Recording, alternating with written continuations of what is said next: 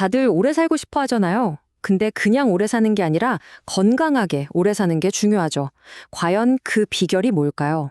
오늘 바로 그 과학적으로 증명된 건강 장수 비법을 에릭 토폴 박사의 연구를 바탕으로 한번 제대로 파헤쳐보려고 합니다. 단순히 수명만 늘리는 게 아니라 진짜 삶의 질을 확 높이는 전략들 지금부터 저랑 같이 알아보시죠. 자, 오늘 우리가 함께 살펴볼 내용들인데요. 첫 번째, 유전자를 정말 뛰어넘을 수 있는지. 두 번째, 도대체 뭘 어떻게 먹어야 하는지. 세 번째, 왜 운동이 최고의 약이라고 하는지 알아볼 거고요. 그리고 뇌를 깨끗하게 청소해주는 수면의 비밀. 마지막으로 우리 눈에는 보이지 않지만 건강에 엄청난 영향을 미치는 것들까지 하나씩 다 짚어보겠습니다. 혹시 이런 생각 해보신 적 없으세요? 우리 집안은 다들 건강하게 오래 사셨으니까 나도 괜찮을 거야 라던가 반대로 어차피 유전인데 뭐 하고 체념하는 그런 생각이요? 자, 과연 우리의 수명은 정말 이 유전자 DNA에 의해 결정되는 걸까요? 아주 흔한 믿음이지만 여기에 한번 제대로 질문을 던져보면서 시작해보죠. 그런데 놀랍게도 과학은 전혀 다른 이야기를 하고 있습니다. 우리가 매일매일 내리는 그 사소한 선택들 있잖아요. 그게 모여서 우리가 타고난 DNA보다 훨씬 더 강력한 힘을 발휘할 수 있다는 겁니다. 심지어 이런 선택들이 우리 삶을 수십 년이나 더 늘려줄 수도 있다니 정말 대단하지 않나요? 바로 이 개념이 에릭 토폴 박사가 그토록 강조하는 라이프스타일 플러스라는 겁니다. 이게 뭐냐면요. 그냥 식단 조금 바꾸고 운동 조금 하고 이런 단편적인 게 아니에요.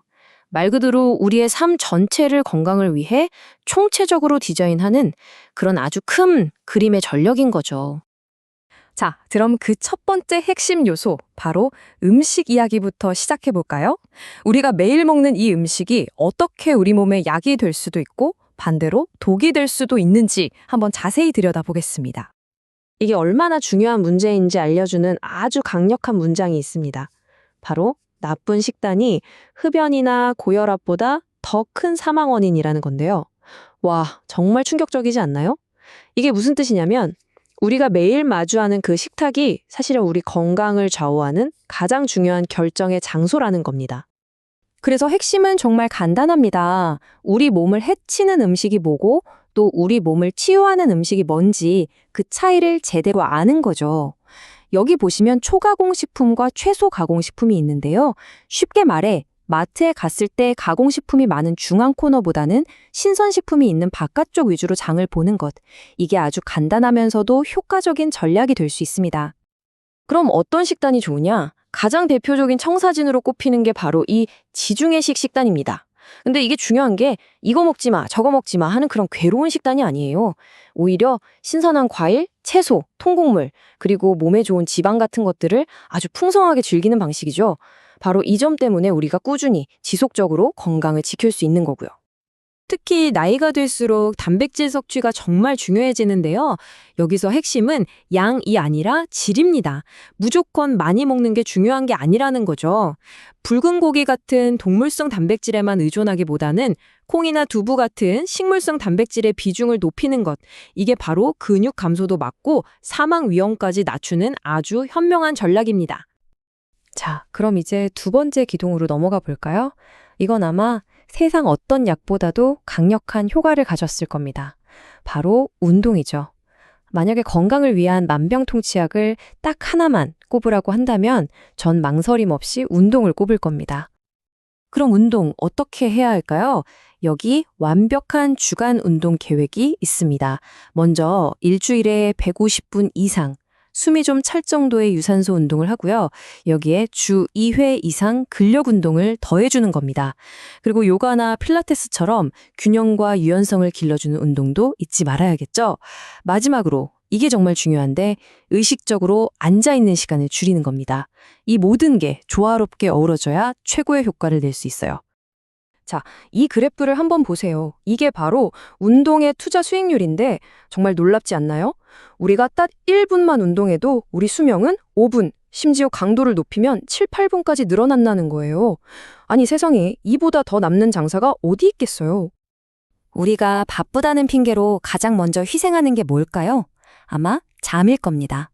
하지만 오늘부터 이 생각은 완전히 바꾸셔야 합니다. 수면은 우리 뇌의 건강을 위해서 절대로 타협할 수 없는 필수 과정이거든요. 수면을 그냥 쉬는 시간이라고 생각하면 안 됩니다.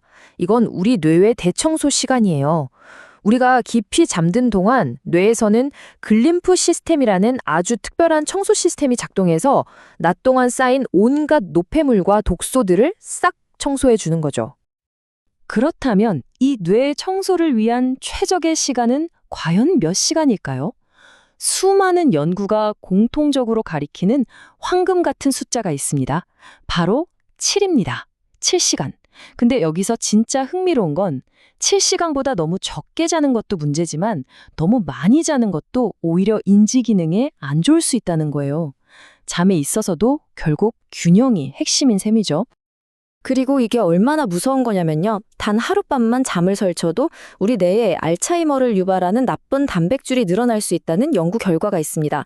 그러니까 매일 밤 잘 자는 게 얼마나 중요한 예방책인지 아시겠죠?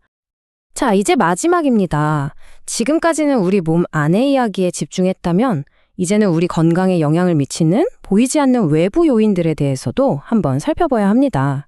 이건 우리가 잘 모르는 위협일 수도 있고 반대로 엄청난 기회일 수도 있어요.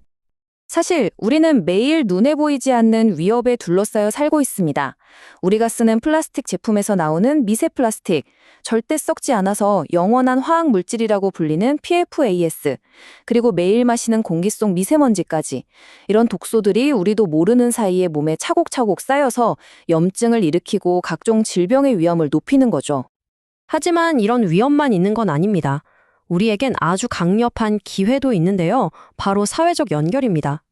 이 그래프를 보시면 사회적으로 고립된 사람이 모든 원인으로 사망할 위험이 30%나 더 높다고 나와요. 반대로 말하면 가족, 친구들과 좋은 관계를 맺고 지내는 게 그 어떤 비싼 보험보다도 강력한 건강보험이 될 수 있다는 뜻입니다. 자, 그래서 우리가 오늘 꼭 기억해야 할 가장 중요한 점은 이겁니다. 지금까지 이야기한 식단, 운동, 수면, 그리고 환경 같은 것들이 각각 따로 노는 게 아니라는 거예요. 마치 오케스트라의 여러 악기들이 모여서 하나의 아름다운 교향곡을 만들어내듯이 이 모든 요소들이 함께 시너지를 낼 때 비로소 건강한 장수라는 최고의 하모니를 만들어낼 수 있는 겁니다. 오늘 이 이야기는 단순히 그렇구나 하고 지식으로만 남겨두기엔 너무 아깝습니다. 바로 행동으로 이어져야 의미가 있겠죠. 그래서 마지막으로 여러분께 질문 하나를 던지면서 마무리할까 합니다. 여러분의 건강한 장수를 위해 오늘 당장 시작할 수 있는 그 작은 변화 한 가지는 무엇인가요?